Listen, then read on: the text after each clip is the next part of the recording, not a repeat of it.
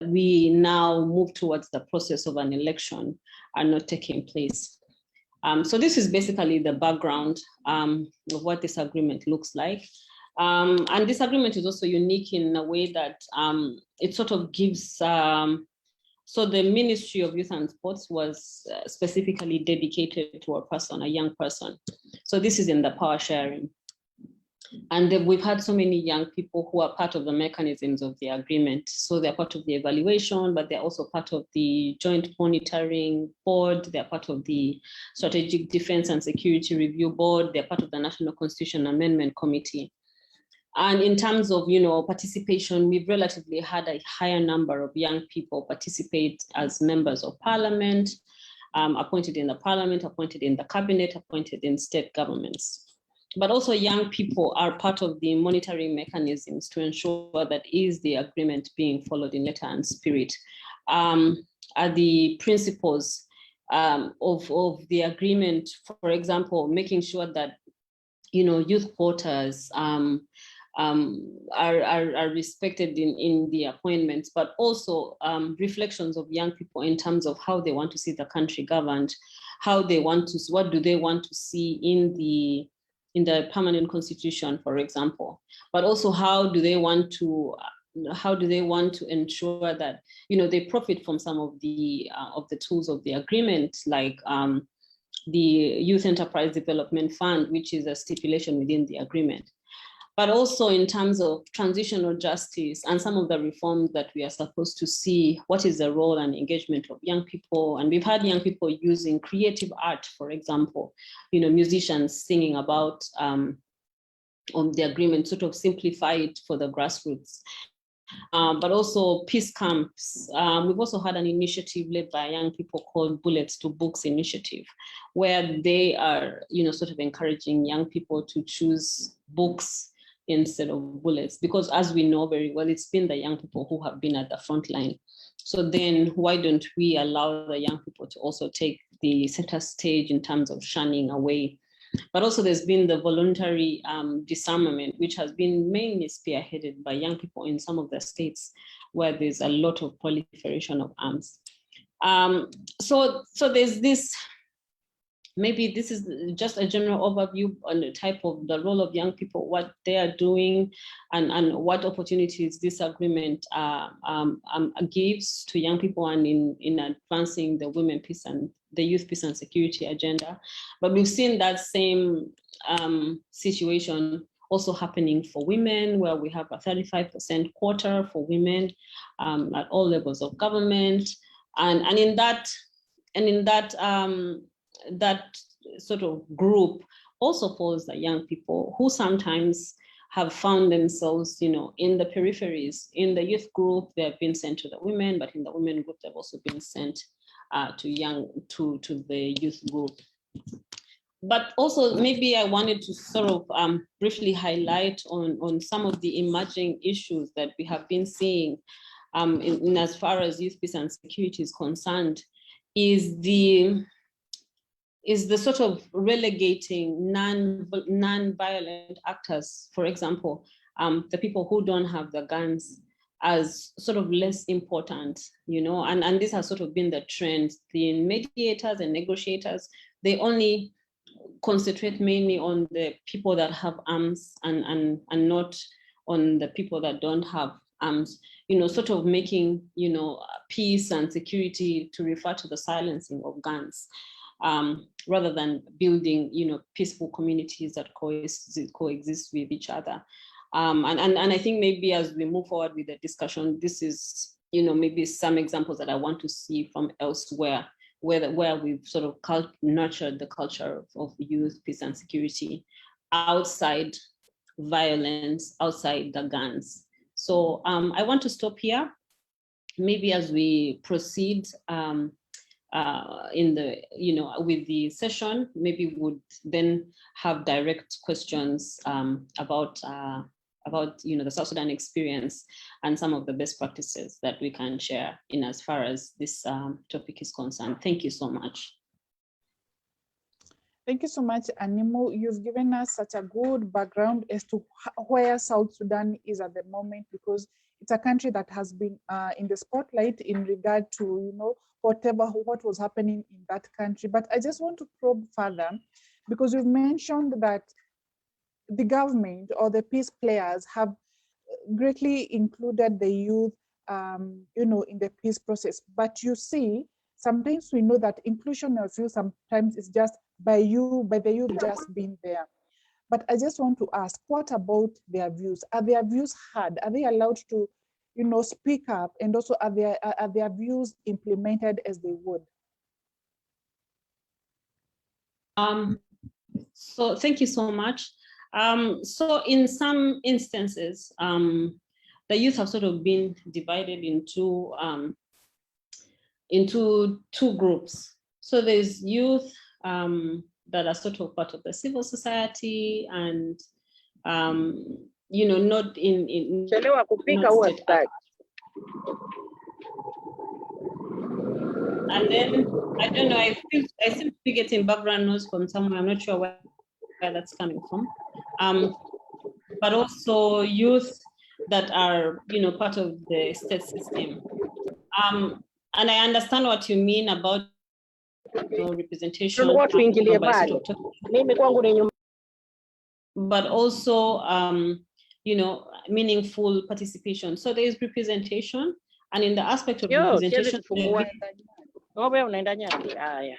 I feel like I'm getting some interference. I'm not sure where that's coming from.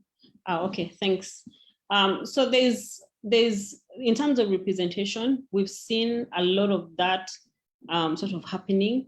But in terms of meaningful participation, I think that space has not done so well. And mainly because, you know, we've experienced situations where there's sort of shrinking spaces, but also shrinking civic spaces, but also in terms of awareness about the agreement. I think the agreement is written in such a complicated fashion that leaves out rural youth, for example, or, you know, non-literate youth, which is majority of young people in South Sudan. South Sudan has a population of about 8 million, and 70% of that population is under 30. So that means that majority of those people are not literate, or they're not elite youth. And I feel like in terms of meaningful participation, that's where, you know, we seem to be having challenges. So I think it's like a quagmire. We're 50, not even 50-50, I think we're 70-30. We have, you know, stipulations within the agreement where representation has sort of been honored. But then also in terms of when it comes to meaningful participation, some of those views are sort of relegated until there is a sort of force or pressure. And I'm not sure if you've been following the news on South Sudan, but maybe about a month ago or 15 days ago, on the 30th of August, there was a civil society group, nonviolent group, that was sort of pushing for protests against the current government. And sort of that's when, you know, the government woke up and started paying attention to needs of young people, and sort of, you know, maybe making forums for young people to be able to participate, because this seemed to be a threat against, you know, the existing status quo. So that would be my intervention on your question. I'm not sure if I've answered correctly. Yes, Animo, you've captured the question correctly. So you see the issue now, where even as much as we talk about involving the youth in peace processes, the way you're mentioning that the youth are just there by name or by physique, but they're not there. Their views are not heard, their views are not articulated. That's a big point. So it can even give us, you know, the direction on what we as a youth can do. Do we have to force ourselves so that, like, you know, they notice us? So thank you so much, Animo, for that. I want to go to Yankuba. Yankuba works with peace ambassadors, the Gambia. It's also a peace building organization, majorly working with the youth in terms of youth participation and, you know, training youth on electoral processes. So Yankuba, please, if you may, can you just bring us, maybe explain to us what your organization is doing with the youth in the Gambia? Also, if I may request all the speakers, if you may turn on your cameras, if you may. Turn on your cameras, please. Thank you. Thank you very much. Hope my camera and the audio is very audible today. Thank you very much. Like you rightly mentioned, I am Yakuba Manjang, Executive Secretary, Ambassadors, the Gambia. Peace Ambassadors is a organization that was established in the Gambia, conducted ranging from training, awareness creation, and sensitization across the 7 regions of the Gambia. And we also have 2 existing chapters in Senegal. That is one in Dakar and the other one in the southern part, Casamance. We also have a chapter in 2016 that was established in Guinea-Bissau, just to create that link between and among young people of West Africa, most especially our closest door neighbors. This was the reason why we tried to expand our reach to these countries. Coming back to the Gambia, what Peace Ambassadors the Gambia is currently in programs. Mainly, we try to divide our peace building activities into 4 programmatic areas. This program different age zones that we can relate with or that we can walk through.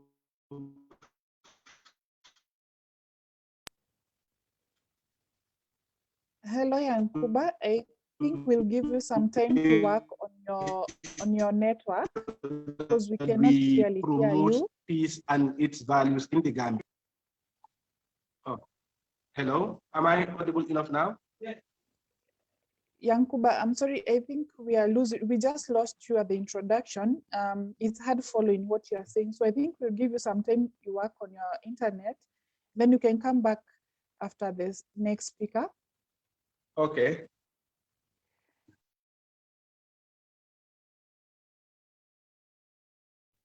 Sorry. I want to go to the next speaker, who is Chris Ouma. Chris Ouma has worked a lot in peace processes. He's done a lot of research. And Chris, from your background or from your experience, how do you think we can document some of the successes or some of the activities around student-led peace building activities?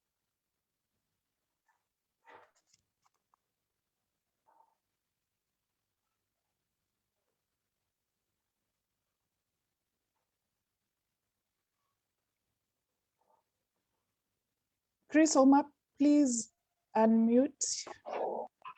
Hello. Thank I hope you can hear me. Yes, we can. Okay, thank you. I'm saying good afternoon and really a pleasure to be on this platform today. And also just to dive into the ongoing conversation. I think one of the critical things when we speak or talk about documentation is always the question of what we really want to document. What is it that you're talking about that you want to document?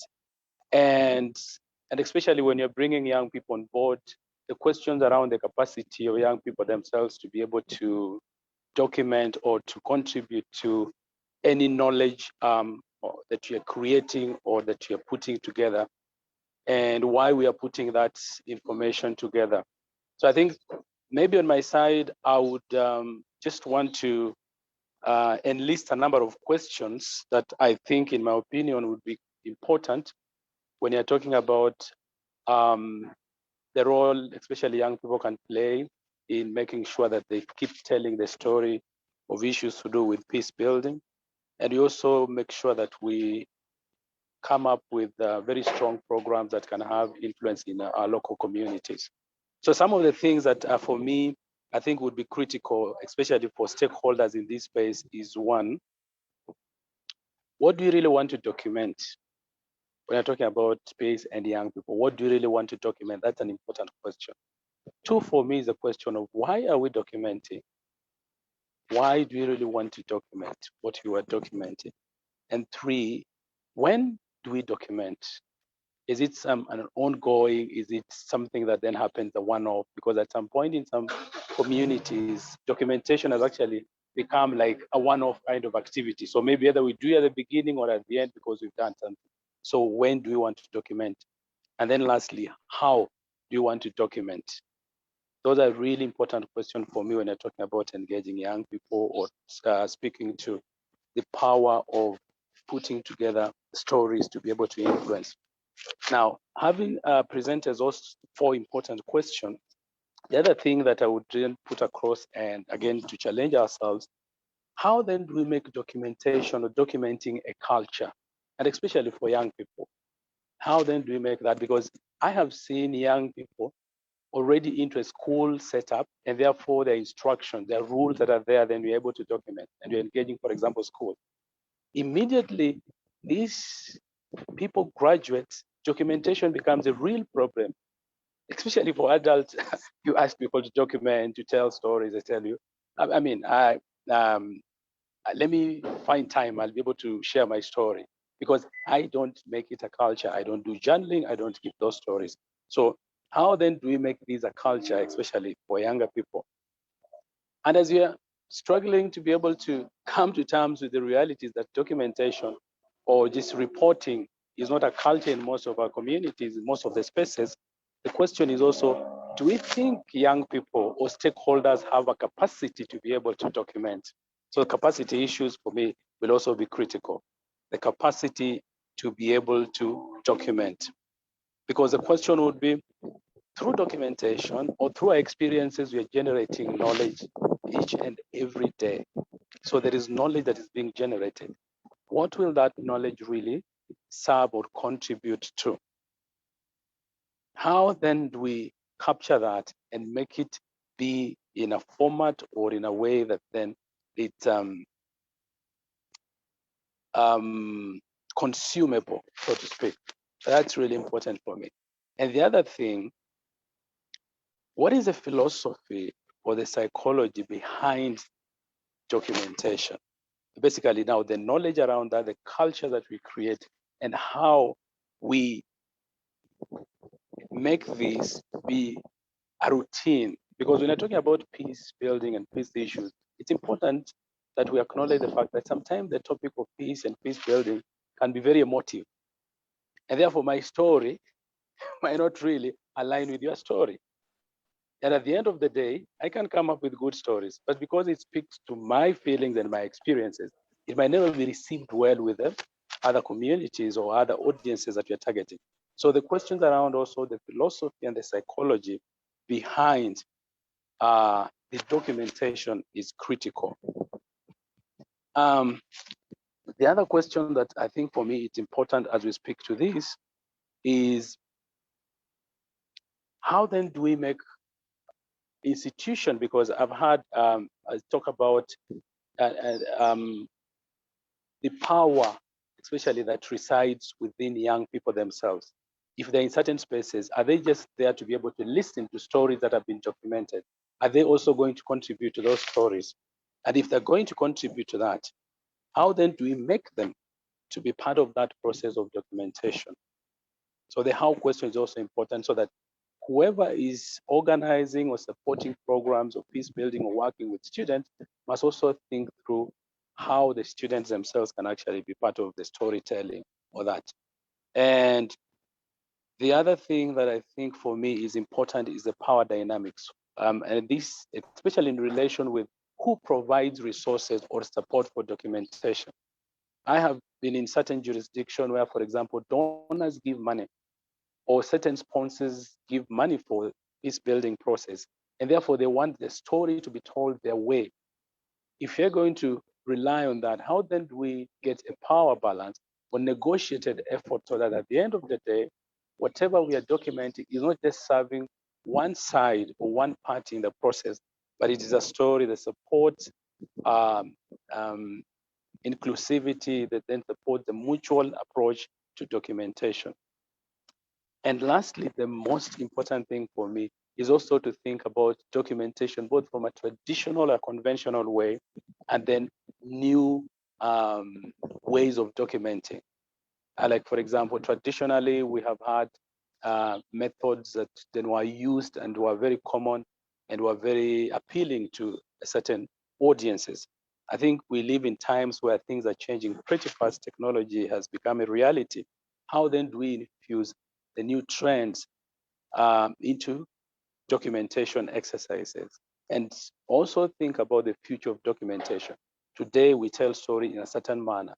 Will the same story, if told in a different manner, bring the same meaning, have the same influence, or create the same impact that we wanted in our community? So I think for me, I mean, being an M&A person, being a program person, being a researcher, those are important or critical questions that I would really put across as we think through the whole topic of young people, peace building, and documentation. Thank you. Well, thank you so much, Chris. I can see people in the chat box. They are appreciating your inputs. I think you've just put forward very important insights. You've raised key questions on what is documentation. First of all, I think people might be wondering, what is this that we are documenting? So let me ask you, Chris. For example, you come from the Kenyan environment. What kind of stories in the Kenyan environment in terms of peace building can we document? Because we've had a lot of peace processes. You can remember even the peace process after the 2007-2008 post-Paul violence peace process. There is a peace process that came after that. There are also peace processes that are also, for example, in currently that is happening in Laikipia, the violence that is happening in Laikipia. There is a peace process that is ongoing, that is led by the government. How can we document, or what's the story that we as Kenyans, we can give out to the world? Yeah, thank you for that. Maybe before I go to the how, what we want to document out of the experiences that are going on in our local communities. If, for example, we take ourselves back maybe to the experience that the country went through in the 2007 election, what has now become popularly known as the PEV, the post-election violence, and then the aftermath of that. I think for me, each and every story serves a purpose. And that's why, I mean, for example, if you go to the market, you'll get different pieces of writing that tell stories. And depending on the writer or person documenting, people would always come with a version of that. And that is okay.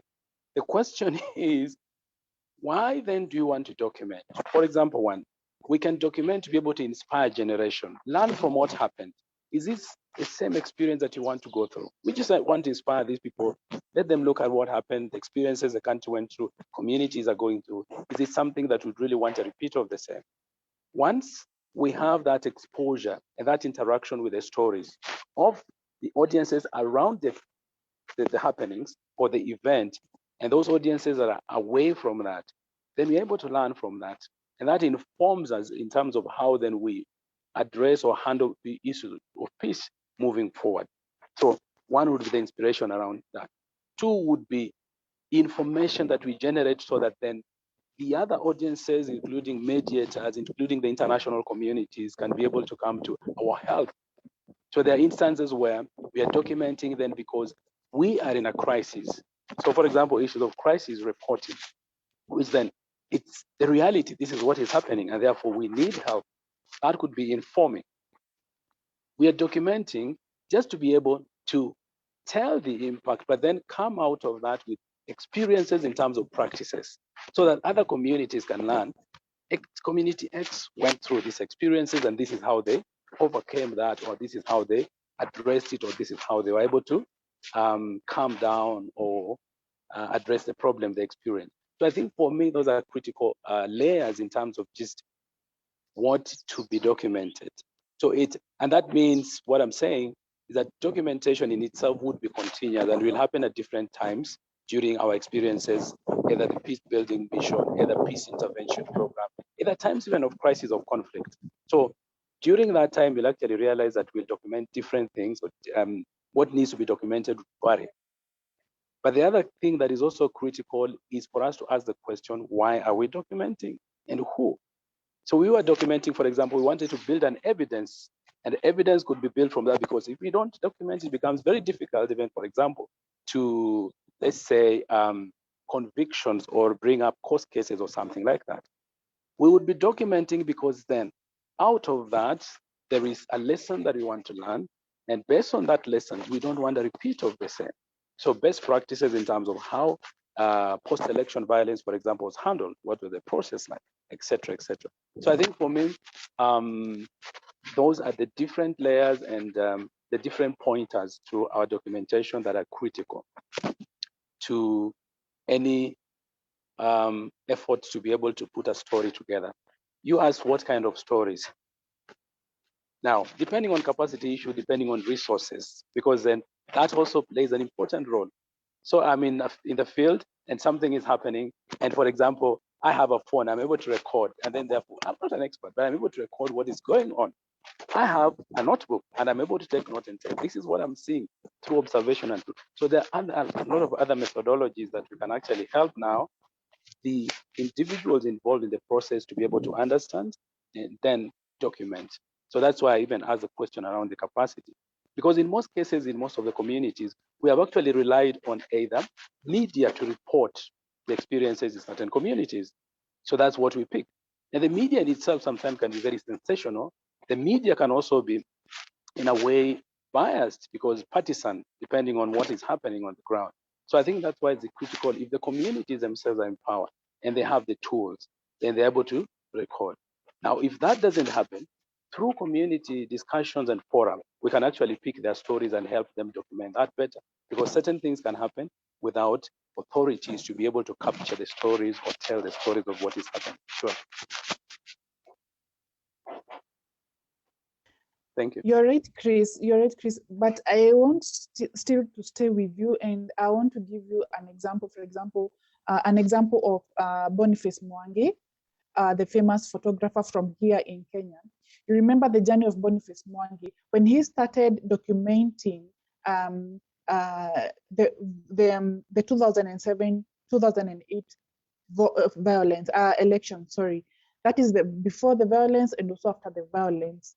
You remember people, and then after he finished documenting, now he started putting up shows where people would go and watch what happened. So, but you remember also there were a lot of people bringing up the issue of why would he need to document such things? He must not show us such images on TV. What is he trying to revive?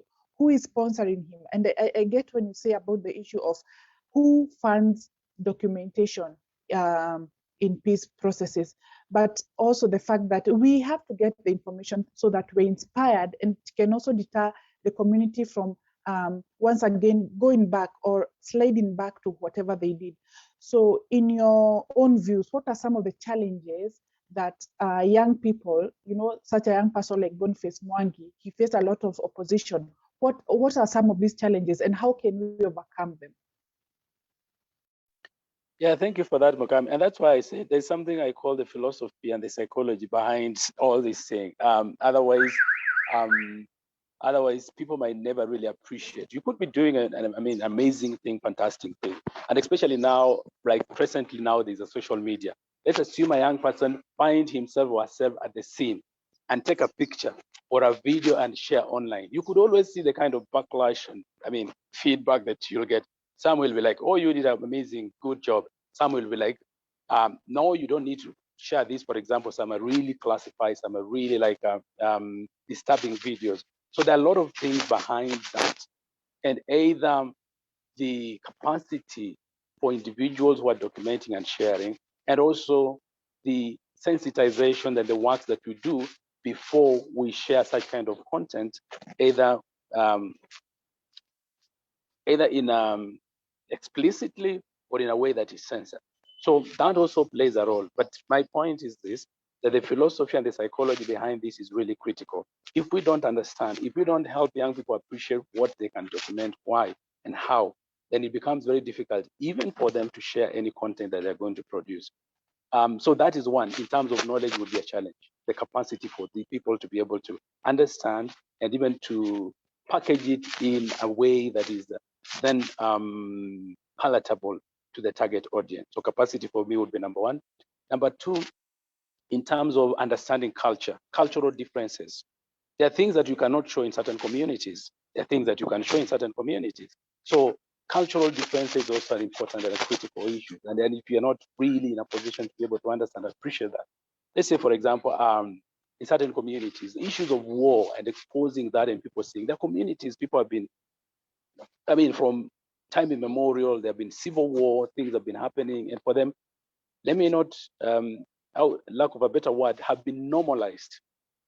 It's violent, it's bad, but have been, in a way, these things happen. In certain communities, people are so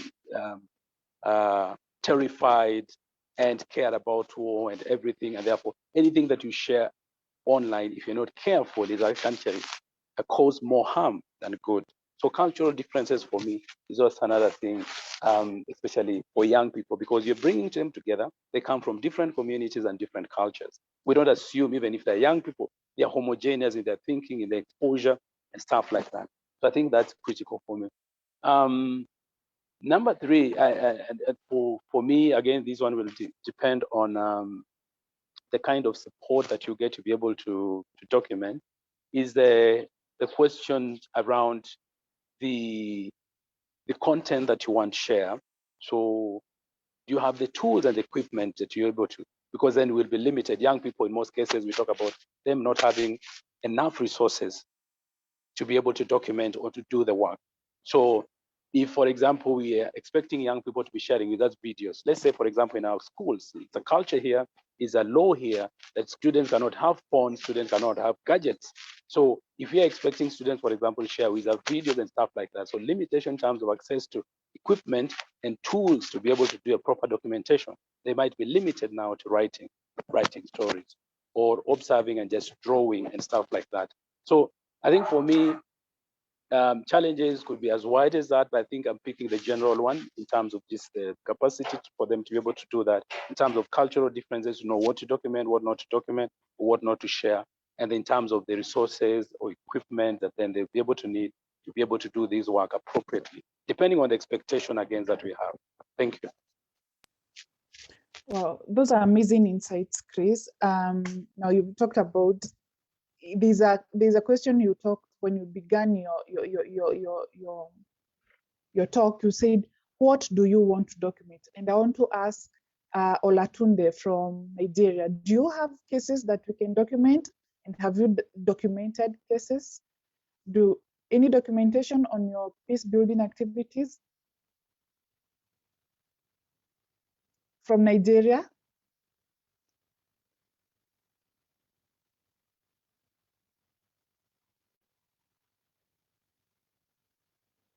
Olatunde, is he there?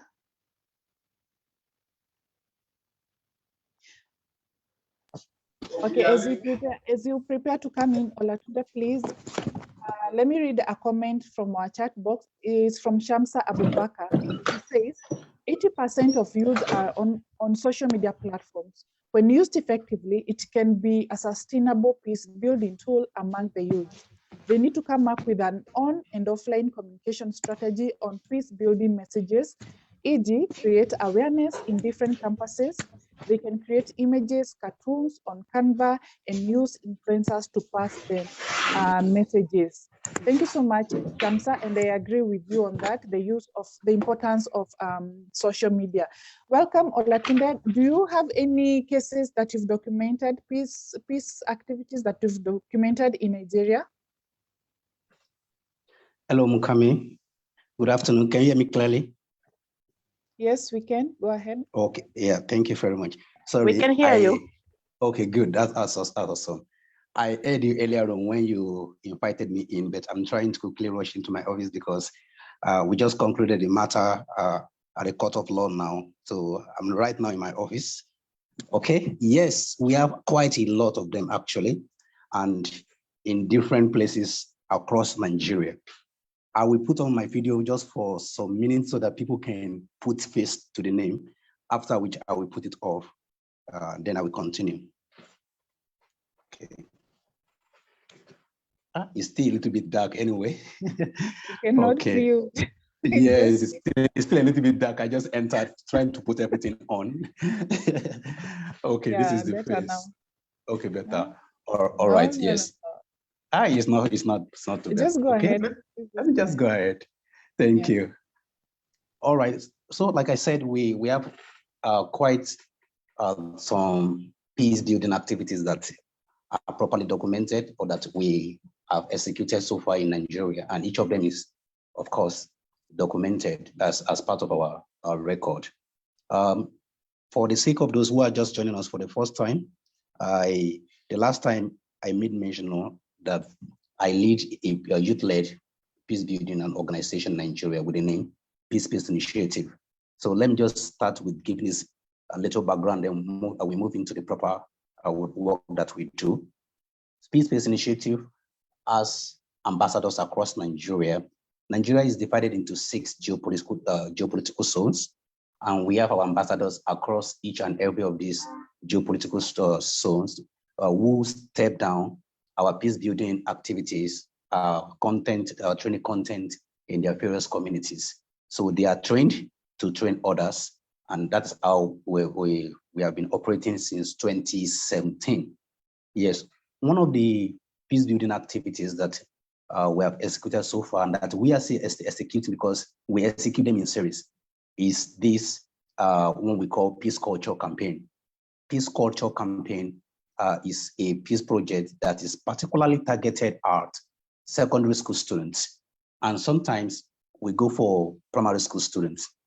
And the reason why we go for these secondary school students with our Peace Culture Campaign is because we know that these young lads, they are in their teenage years, whereby they could properly be molded, they could properly be shaped before they begin to experience, in quote, life outside there. Yes, so because we discovered that a lot of people, everybody starts somewhere, but if people are well trained from their teenage years, they will be able to at least walk in their path. So just like I will make a biblical allusion to this, that says, train up a child in the way that he should go, and when he grows up, he will not depart from it.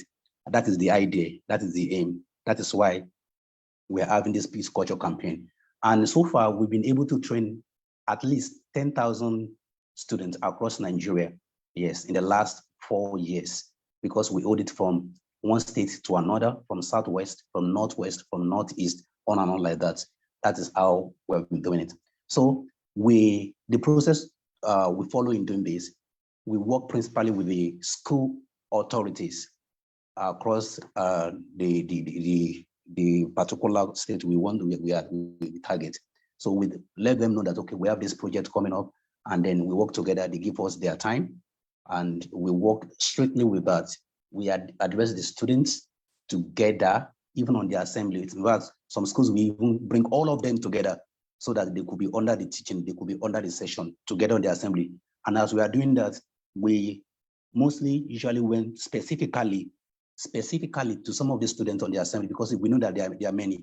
In order to be able to drive home the point, we try to divide these students into different segments, even right on the assembly, and then we inform them so that as we ask them questions, their colleagues will listen, and whatever thing we are passing to them will be able to sync properly into them. So that is the method we use. And sometimes we have some small cohort of students sometimes. So that when we have the opportunity to speak or to address the larger student body, that is what we do. We bring them together, and then we give them this teaching strictly on the assembly ground. So that is one.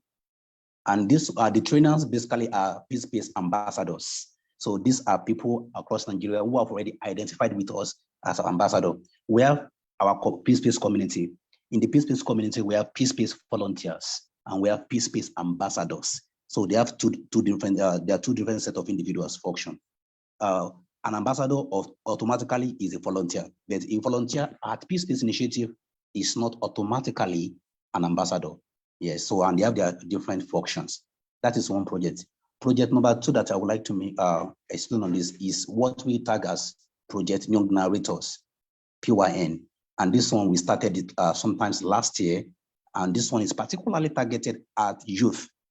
The youth in particular, these are the individuals who are probably graduated from college, university, or those that are still in tertiary institutions across Nigeria. And we select them on a very competitive basis. Yes. We usually send out an application, we call for application, and we ask them to apply. They follow a very strict application procedure, and we select only the best of them. We select leaders leaders. These are people who are already leading a positive change in their society, or they are a major volunteer in a particular organization in their community. So because the idea is to target leaders who can also go back and train other people or pass across the message of peace, pass across the message of social cohesion, the message of leadership. So that was what we, to do that, one of the training content we use is actually this Generation Change Fellows program content of the United States Institute of Peace, of which I am a privileged fellow, and I'm also the youth country liaison for the United States Institute of Peace here in Nigeria. So I have access to this training content, and then we have the opportunity to pass on the same within our community. Now, Project Young Narrators, so far, because we started last year and it's not something that is so general. So far we've trained about 150 young leaders across Nigeria, particularly in 3 geopolitical zones: in Southwest Nigeria, Northwest Nigeria, and Northeast Nigeria. And each of these zones have their own respective challenge. Yes, like it's the respective peace and security challenge across Nigeria.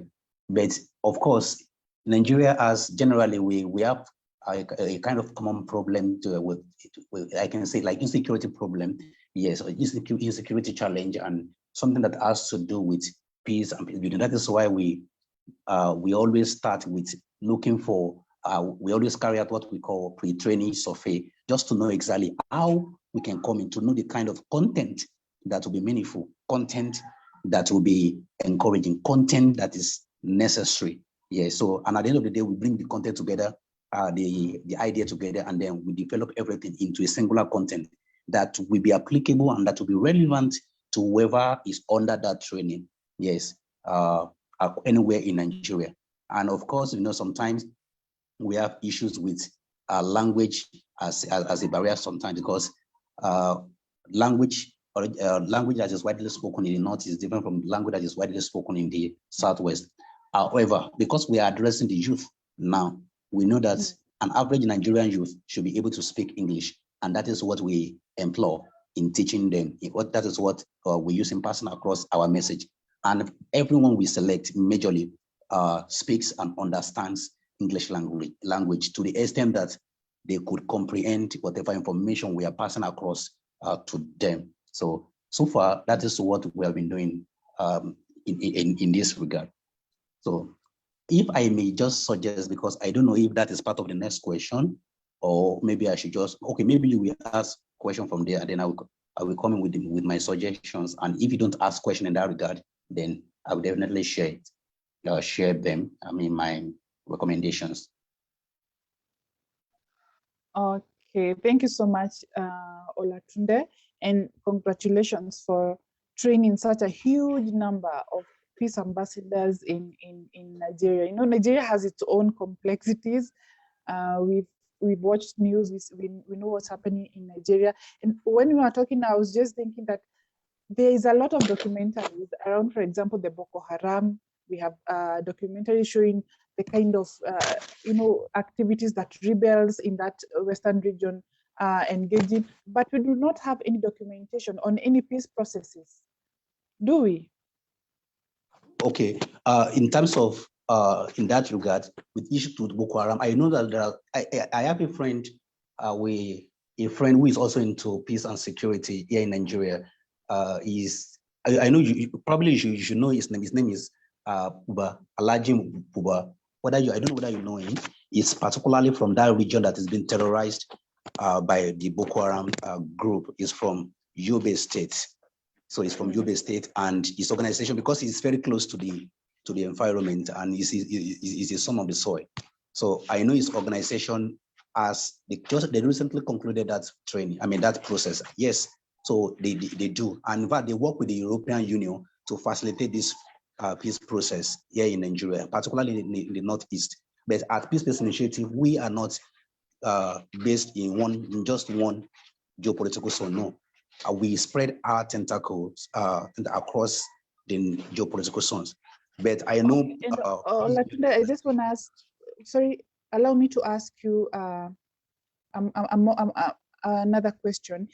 We've seen Boko Haram recruiting and also, invading schools and recruiting students, which is very terrifying, because we realize now once the students get into such an outfit, then it becomes so hard even to bring up a generation of peace builders. So what is your organization? Your organization is, which is working with the youth. How are you? What are you doing to prevent such incidences where, students are, rather than continuing school or engaging in peace processes, now they are now recruited into the extremist groups? Okay, thank you very much for that. See, we are in a very tight situation here, I must say. And as an individual youth-led organization, there is a limit to which we can do, because this incidents that you just made mention of, particularly is rampant among the northeastern Nigerian states. And one of the things that we are doing at Peace Space Initiative to curb this attitude is what I mentioned earlier on with our peace culture campaign across secondary school. This one is, I think, if there is any major solution that is needed, and that it will be protection from allowing these terrorists to invade schools, especially in this northeastern Nigeria. And that protection can only be given by the government. Yes, because we don't have means to recruit soldiers in school or to vigilante. Yes, because as a lawyer, I know that Section 14(2)(b) of the 1999 Constitution of the Federal Republic of Nigeria, as amended, clearly states that security and welfare of the people shall be the primary purpose of government. Yes, but as peace building organization, we always come in to add, to contribute to these processes, so that at least whatever little that we can do, we also count.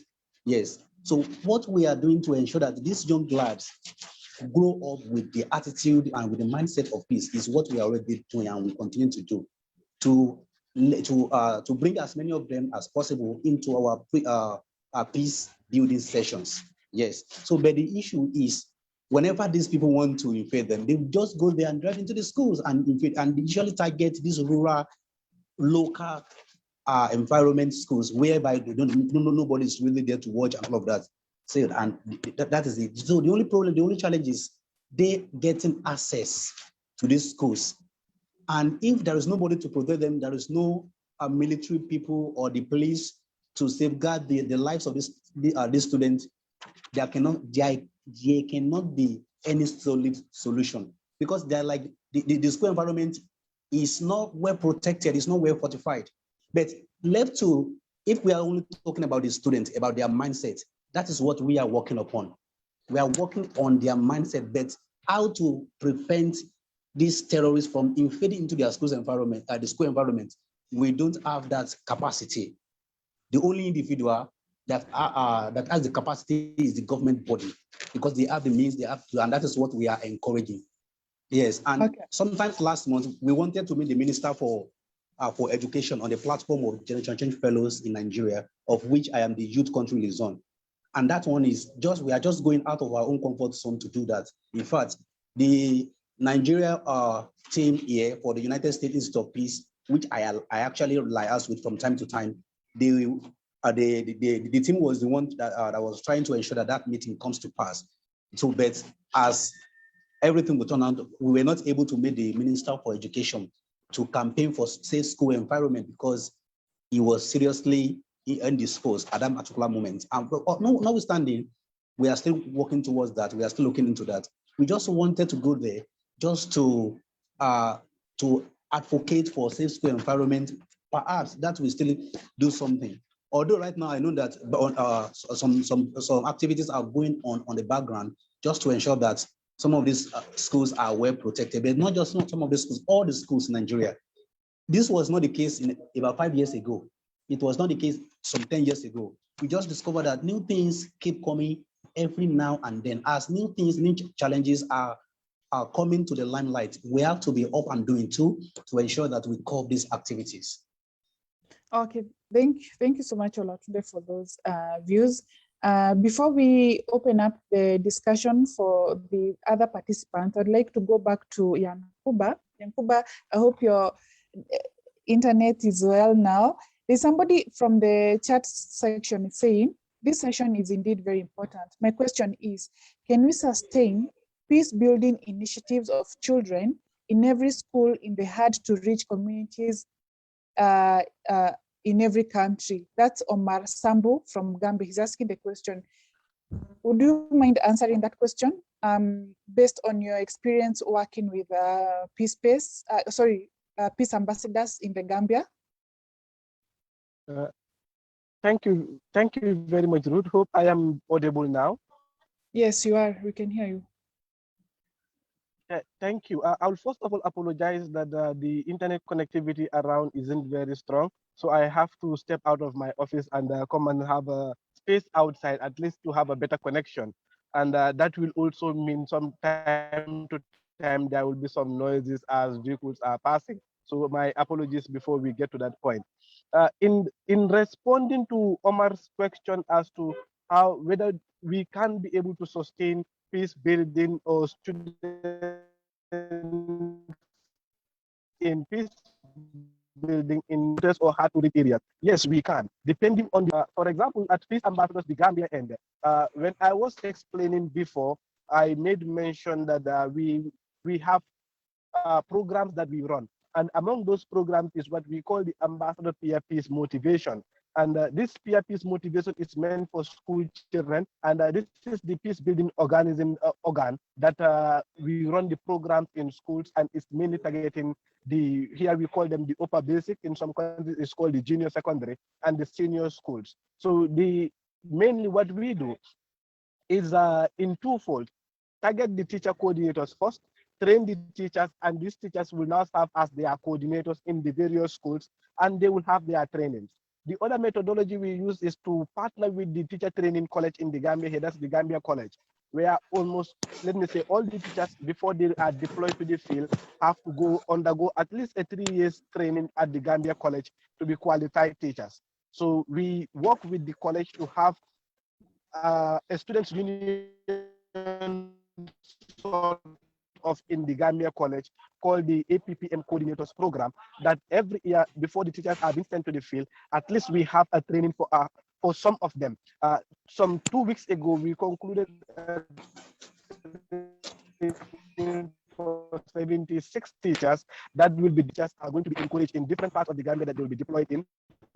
Let them set up a peace club in their schools. And this peace club that they will be setting up, the concept is to try to catch the kids young and build on them. And mainly, we want to make the change in their lives. At least for 3 years, the teacher in a particular school should be able to train 30 people in that year and have a direct impact onto their lives and their well-being. Normally the selection, even though in most of the trainings, people will go for the very bright students, but our target is get the bright ones, get the not very bright ones, and as well for us to be able to calculate the change, get the very stubborn ones that are recognized in the school as I will not call them the radicals, but the most stubborn students that are always the troublemakers. Some will call them the backbenchers, get them in the club, and we'll be able to learn from each other, because that's the concept. So the not very smart ones will now learn from the bright ones, and through that, the stubborn ones who are also part of the club will now also learn from these people and be able to at least be a change in that part. And from that, to also sustain that engagement, we also have a program from those students that they will call the step down that they will do in their communities. For example, if a school is having the APPM club for example, in Carnegie, where I am, that school is also tasked to, after training those students, to do a step down training in their communities. So these students will now invite their parents, their friends to a program wherein they will have that intergenerational dialogue as to how do we sustain the little peace that we have in the Gambia. And normally these occasions or these programs, we invite the communities, the school authorities from the regional directors to also come in and sit. that what the students are saying, what the community are saying, how do we synchronize some of those activities in trying to promote our community peace programs. I can remember last year, one of the recommendations generated from some of the communities was to promote mediation between and among family members, because there has been a bit of an increase in conflict between and among families, most especially now that the Gambia is heading towards the elections in December. And the political environment has been so pluralized that the conflict has been escalating day by day, and it created a lot of conflicts between families. So this was a recommendation from some of those engagements, and the organization has built up on those programs that we will use influential people, go and meet with these families, sit with them, have a dialogue around how do we sustain the peace programs across the Gambia. But back again to the schools, how do we continue on engaging? Because currently, from the government of the Gambia's policy, there is no levy on education on people as they are going to school. So if you are in primary one all the way to before you finish your secondary school, that is 12, there should not be a levy on you if you are in the government setup. And most of our schools are in the government system. So how do we now shift that cost that the kids possibly are going to pay to be members or to attend programs? Now our members come up with an initiative that the teachers are now footing the bill. If you are attending another ambassador's program, the amount that you'll be paid for transport refund or where you'll be serving as a resource person, there is a percentage that they have taken that commitment that they pay to the organization, and we keep that. And from other projects that the organization also is running, we make sure that we include from our admin costs that we generate, a percentage is dedicated for this students program or the ambassador peer peace motivators program, just to make sure that we get this important component up and running. Because if we miss out on the children today, that is creating a very violent Gambia tomorrow. So how do we make sure that at all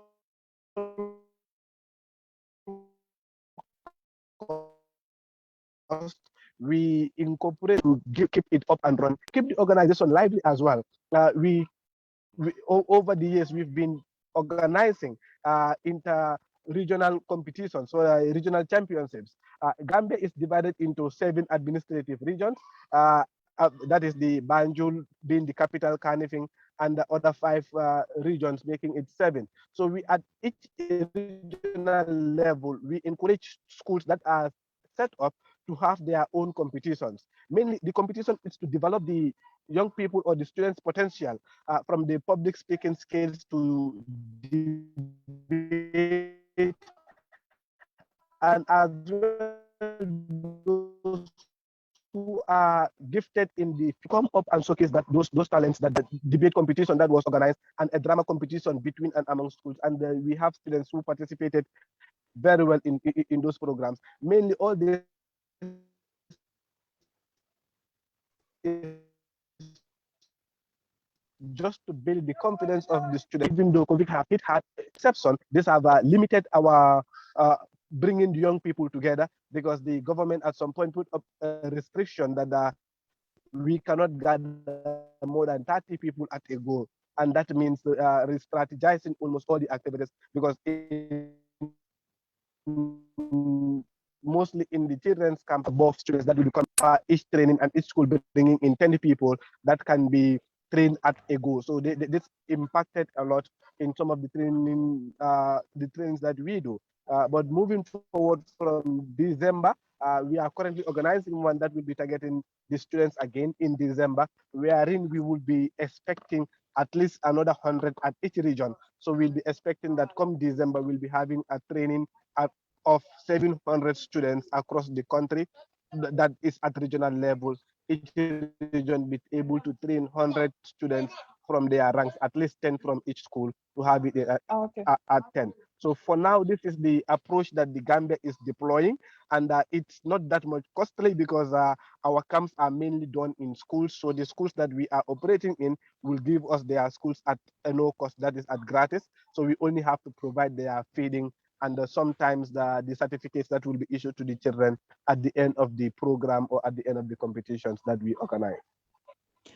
Okay, thank you so much, Ankuba. Thank you for all that explanation on what the Global Peace Ambassadors in the Gambia are doing.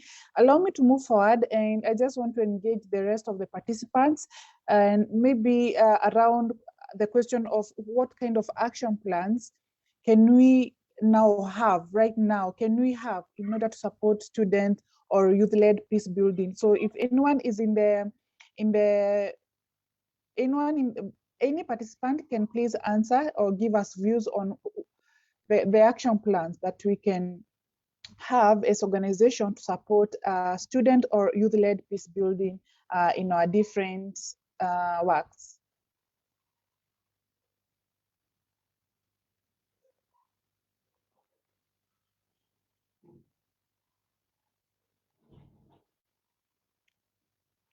Do we have anyone with a question? Salim, is there anyone raising the hand? We can give him the chance.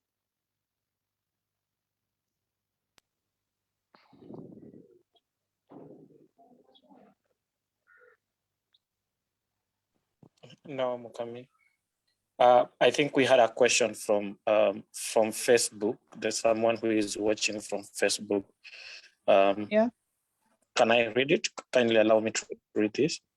Yes, and the question is, let me just a minute. So the question is, could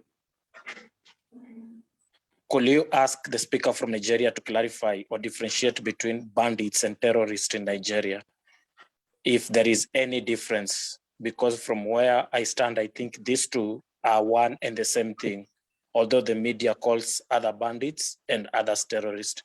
So is there a difference according to the people on the ground? So I think that is a question for... That's for Olatunde. Yeah. Olatunde, can you answer the question, please?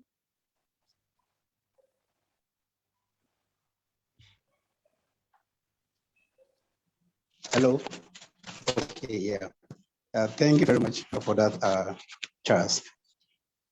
Let me start by saying that there is no difference in terms of their action, because both of them have similar action eventually, and they affect the people.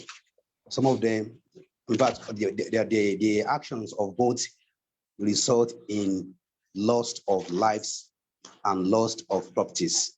So we can say maybe in semantics, so that their action is the same. And once their actions are the same, then what are we looking for in terms of difference? So I don't see any difference, really. I concur with the final submission of that particular participant that asked that question.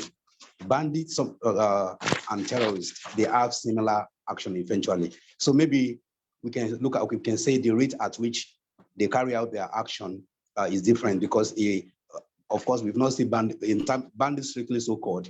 We've not seen them using bomb like the terrorists do. So, but eventually, they all kill people. Both of them kill people. Here in Nigeria now, we have record whereby just within at one strike. I mean, in one strike, I think about the last time about 20 to 30 people died just because of a bombing here in somewhere that is very close to Yola here, Mubi.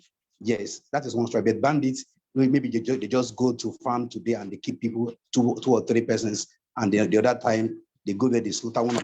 No. So in terms of action, in terms of the output of their action is the same. So there is no difference with the two. So when you are trying to differentiate them, maybe you are using English or synonyms just to differentiate. So then I would not say that their actions are different. So they are not different at all. So it's one and the same thing. Both of them do. So maybe just semantics. Okay, I hope that person is well answered. We are opening the floor to any participant with a question, a comment, an opinion. Please feel free. Okay, thank you, Ruth. Can I continue? Can you hear me? Please. Yes, Shamsa. Yeah, my name's Shamsa Abubakar. Actually, I'm from Kenya, Mombasa. I'm the district peace Cohesion and Security Chair in my sub-county. I'm also the chair of Mombasa Women Interfaith Platform and the Interreligious Council of Kenya, where there are different religious entities. We came together as women, as a peace cuts across all the tribes, cuts across all religions. Unless we work together is when we can achieve whatever we want to achieve. You asked about programs befitting our youth at this time. Most African countries are nearing election. And you know, with African elections, normally we expect to see disarray of a lot of things. We expect to see an instability, we expect to see insecurity. And the people who are used are our youths.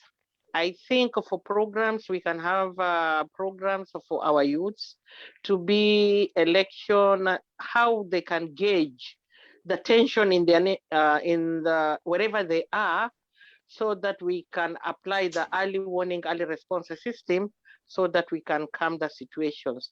If our youths are trained on election monitoring, how to monitor election violence, on conflict resolution, on mediation, on collaboration, I think this is the time where the Ubuntu is really, really needed. If we can train our youth on patriotism, I think that will be a plus as we are heading for elections. Thank you. Thank you, Shamsa. I think Shamsa is trying to stress about the importance of, the inclusion of youth in peace and electoral processes, which is very, very vital. Thank you for that remark, Shamsa. And allow me now to take the final round of remarks from our participants, starting with Anima. Anima, I hope you're still there. Yes, I am. Yes, I am. Yes. Kindly, your last thank you. remarks in regard to the topic that we've discussed today. Thank you so much. And I want to thank the other panelists as well, Olatunde, Yankuba, Chris, who did I forget? Omar, I think, right? Yeah, and yourself as well, but also to Reimagining Communities for extending the invitation to be able to share the insights on how we can continue to build peace, not only in our countries but also on the continent.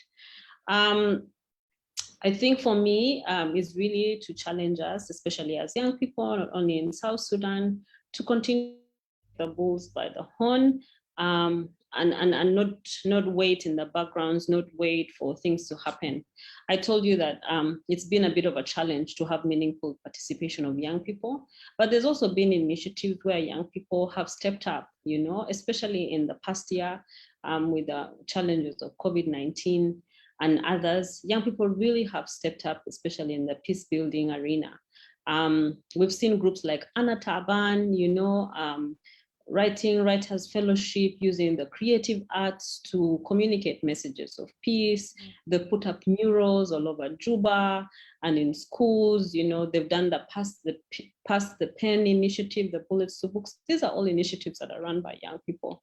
So the potential exists and the challenges are many, but it's upon us to continue to push forward and move forward. And I thank all of you who are here, who shared some of your stories, and we hope that we can continue to collaborate on this subject. Thank you so much. You're welcome, Animo, and thank you also for your great contribution. And Chris, your final remarks, please. Thank you very much, RNC, for having us on this webinar, and just opportunity for us to be able to share our thoughts around this piece of work. For final remark, I think one is just to ask ourselves again questions. Sorry, today I just had to post questions after question. We're saying we're organizing students for peace building. So for me, if we were to talk about the actions and the next step, I think finding a commonality around why we are organizing would really be critical. So maybe share in terms of our goals, organizational or program goals and really find out who is doing what is their major goal around this. Then because different programs are designed to address different issues and target different goals. Once we do that, then you'll be able to have a consensus or pull a particular string in terms of what really pulls us together around the pieces of work we're doing. And once that is done, secondly, I would encourage maybe efforts to be able to create a community of practice around this. So we have experts on board, we have practitioners, we have sponsors and other allies. So if we can put up like a platform that can facilitate efforts to be able to collect stories from our programs or support documentation now at that level, so that then we'd start creating something. And then I think we can be learning from that platform. So this will basically end up with the knowledge hub at the end of the day. A knowledge hub where we can actually say that programs around peace building, peace education running in different parts of the country and then at the continent can actually be found on a repository somewhere.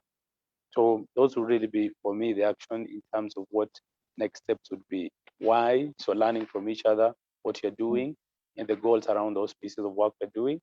And then secondly, pulling ourselves together, picking experts, with the leadership of RNC, and making it, for example, it could be an advisory team. It could be an ad hoc kind of a committee that thinks through collecting stories about peace building work that are ongoing, and ultimately work towards creating a knowledge hub. It could be virtual because now presently we have now advantage to be able to tap into the technology. So a virtual space where someone can always walk in and learn stories of peace work, peace building, students organizing, and that can actually inform our peace building work around the world, in the continent and around the world. Otherwise, I want to thank each one of you. I'm really looking forward again to speak to you in future. Thank you. Oh, thank you so much, Chris. And I think everybody agrees with you on the next steps to take. There's need for us to come together, have a community, and have a reason as to why we need to document some of these practices. Because I believe, as everybody has talked, everyone has a story, and these stories need to be told. Because there's no way we are going to implement programs and then they just remain as programs. We have to communicate the positive stories. Thank you so much for that, Chris. Young Kuba, please, your final remarks. Thank you. My final remarks will be in connection to what Samsa Boubacar concluded by the active role of young people in mitigating violence, most especially electoral violences. Young people should be active players in politics. We should not be bystanders. We should be active citizens in that regard, to not only be politicians, but as well to promote citizens' participation in that electoral process by being observers, being monitors, and as well countering fake news and misinformation, disinformation that will be circulating online and in our communities. As young people, we should be able to come up with more peaceful messages that we, as our names are, the peace ambassadors, the peace advocates. Let's also share as much as possible love messages, peace messages that will spread love on earth.